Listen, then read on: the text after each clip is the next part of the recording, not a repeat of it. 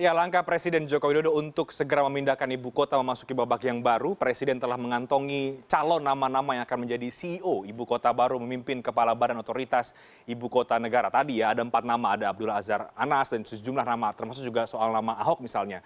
Badan yang dibentuk untuk mengurus segala hal yang berkaitan dengan pemindahan ibu kota ini, mulai dari mempersiapkan, membangun hingga memproses pemindahan ibu kota menggunakan payung hukum Perpres yang akan ditandatangani oleh Presiden Joko Widodo. Bagaimana sebetulnya kedudukan badan otoritas ibu kota yang baru ini dalam struktur kelembagaan pemerintahan dan sejauh mana tugas dan juga fungsinya serta bagaimana pemerintah menjawab soal payung hukumnya dan tentunya siapa yang nanti akan dipilih oleh Presiden Joko Widodo. Kita akan dalami itu semuanya pada malam hari ini dalam dialog kami di Layar Demokrasi. Sudah hadir langsung dari tenaga ahli utama Kedeputian 4 Kantor Staf Presiden, Bang Wandi N. Tuturoong. Selamat malam, Bang Wandi. Selamat malam. Terima kasih Bang sudah hadir di Layar Demokrasi, meluangkan waktu pada malam hari ini. Dan ada Bang Ferry Amsari, pakar hukum tata negara dari Universitas Andalas Padang. Selamat malam Bang Ferry. Malam. Nanti Bang Ferry akan banyak bicara soal kemudian soal badan ini seperti apa, payung hukumnya dan lain sebagainya. Tapi mari kita tanyakan dulu ke Bang Wandi, pertimbangan Presiden apa Bang Wandi sampai kemudian sebelum kita bahas soal nama juga ya,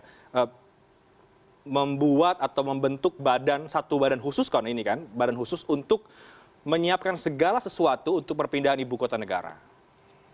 Ya, badan otorita ibu kota negara atau kita singkat badan otorita ini memang diperlukan karena ini kan sesuatu proses yang tidak biasa dan cukup penting dari proses yang persiapan pemindahannya sendiri dan pemindahan. Oleh karena itu dibentuklah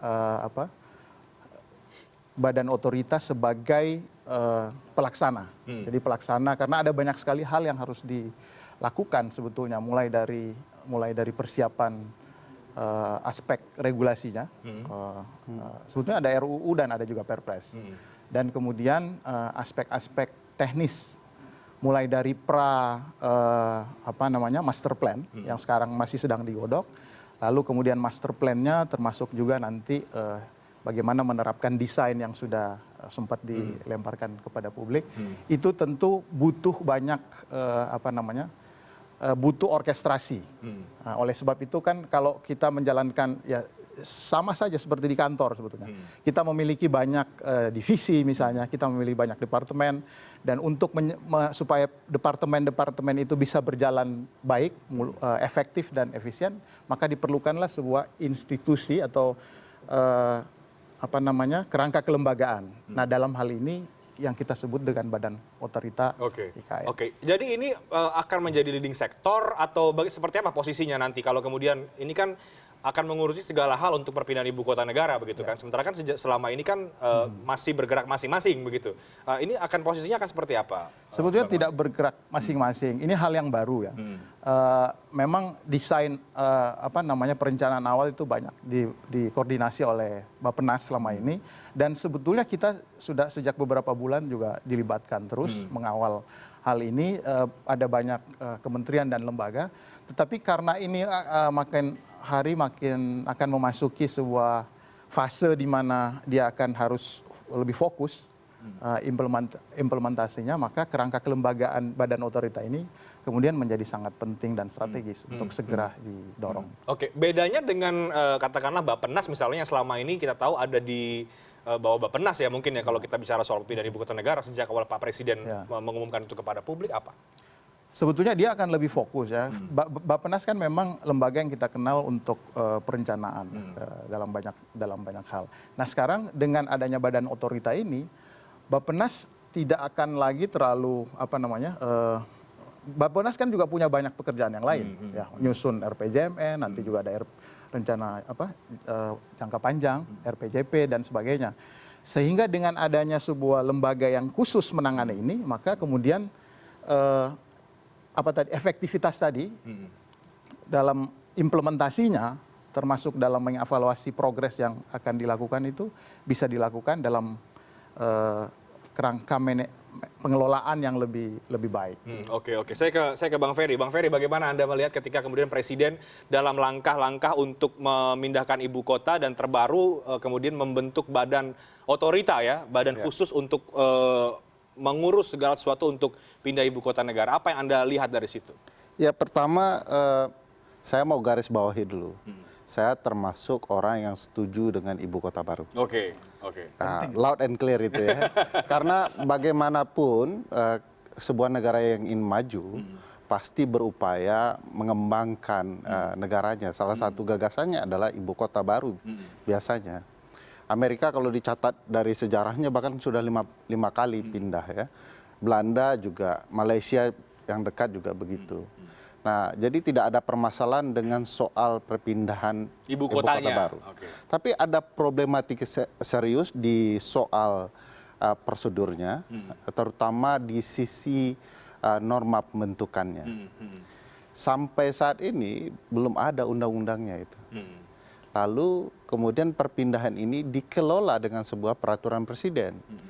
Nah, kalau kita coba hati-hati membaca Undang-Undang Dasar, Mas Reinhardt, misal di pasal 2 ya, bahwa Majelis Permusyawaratan Rakyat bersidang di ibu kota. Lalu ada ayat satunya mengatakan bahwa ibu kota negara yang tempat MPR bersidang itu sudah kemudian salah satu yang diatur dalam undang-undang terkait MPR. Bahkan kalau kita baca ada Undang-Undang 29 2007 yang akan diusulkan diubah oleh Bapak Presiden DKI Jakarta, Pak Anies begitu ya. Karena Pak Anies sudah bicara soal perubahan Undang-Undang DKI Jakarta bukan sebagai ibu kota lagi. Jadi ada persiapan. Sementara itu memang pemerintah sudah mengusulkan perubahan undang-undang ini. Yang saya tidak mengerti adalah secara hukum tata negara, mestinya kerangka hukumnya diselesaikan terlebih dahulu. Agar sisi administratif, prosedural, peralihan ibu kota itu menjadi sah. Sampai saat ini apa alasan hukum ya, dasar hukum kemudian peralihan ibu kota dan sudah ada pergerakan ke sana. Bahkan ini ada rencana pembentukan badan otorita. Pertanyaan besarnya apa dasar hukumnya badan otorita itu? Bukankah kalau PP, Perpres harus ada pendelegasiannya dan kemudian harus ada kemudian alasan-alasan khusus dibentuknya sebuah badan. Ini kan Perpres ya tampaknya ya, yang dikatakan oleh Presiden ya, atau bagaimana Bang Wandi? Ada RUU IKN. Ya, RUU, tapi kan itu kalau RUU bukanlah sebuah produk undang-undang ya. Betul, yang disampaikan Bung Ferry ini sebetulnya betul. Tetapi itu pada saat yang bersamaan kan sekarang sedang dipersiapkan semua. Jadi ada RUU IKN, ada juga Perpres tentang Badan Otorita. Nah, Perpres tentang Badan Otorita ini memang lebih banyak mungkin karena di liputan media ya lebih ini. Tapi proses ini sedang berlangsung. Saya kira dalam waktu mungkin tidak lama lagi ya akan sudah disampaikan Presiden juga bahwa setelah masa reses DPR ini akan disampaikan. Jadi pertanyaan-pertanyaan tentang dasar hukumnya itu akan terjawab di situ. Kan kita tahu bahwa DKI Jakarta kan masih ditetapkan juga sebagai ibu kota. Nah, ada undang-undang RUU IKN ini kemudian akan memayungi semua revisi terhadap undang-undang lain yang terkait dengan pemindahan IKN. Karena ada banyak kan itu. Nah, apa persisnya saya bukan ahli hukum, tetapi semua itu kita sudah diskusikan. Ada tim hukumnya juga sendiri yang sedang bekerja sampai dengan tadi, sampai dengan hari ini, barangkali malam ini juga masih bekerja. Dan itu akan menjawab. Tapi problematikanya Mas Rehat bukan soal itu, soal payung dasarnya. Kalau secara paralel dilakukan bersamaan itu bagaimana? Tidak bisa begitu ya, karena bagaimanapun kan peraturan di bawah undang-undang perlu dasar delegasinya, yaitu undang-undang. Jadi pemindahan atau bergeraknya kebijakan presiden terhadap kebijakan penting ketatanegaraan itu kan mesti ada persetujuan dari rakyat. Rakyat itu wakilnya DPR. DPR itu tugasnya membuat undang-undang. Hari ini walaupun mungkin presiden disetujui oleh mayoritas publik, di DPR. Publik ya, tetapi bukan tidak presiden tidak boleh kemudian gegabah pindah begitu saja tanpa kemudian melalui sebuah undang-undang. Problematikanya di sini. Saya sadar betul bahwa sekarang pemerintah atas dasar usul Pak Jokowi bahwa gagasan ini bagus, mungkin ada kelompok politik tertentu tidak senang dengan gagasan bagus ini, kemudian RUU-nya digantung. Tapi bukan soal itu ya problematikanya. Bagaimanapun presiden harus bergerak berdasarkan undang-undang. Nah, yang Payung sebagai payung hukumnya tadi. payungnya. Nah, Oke. sekarang tanpa ada angin, tanpa ada hujan, tiba-tiba muncul Perpres, lalu kemudian ada badan otorita dan Belum segala muncul macam. juga kan, Bang? Belum muncul juga, ini tambah gawat kan. Jadi RUU-nya kondisinya juga kita belum bisa pahami kelihatan. politiknya, tetapi bagaimanapun presiden harus taat prosedur hukumnya. Secara, karena beliau kan berpikirnya investor, bisnis ya, ini kan butuh kecepatan, kepastian, Iya, tidak iya. butuh lamban Iya. ya. Kan ada target yang ditentukan begitu Tapi loh, jangan Pak. lupa dalam proses ketatanegaraan ada prosedur politiknya. Dia harus mampu sebagai presiden membujuk parlemen untuk memenuhi keinginannya memindahkan ibu kota. Yang semua orang tahu niatnya baik begitu ya.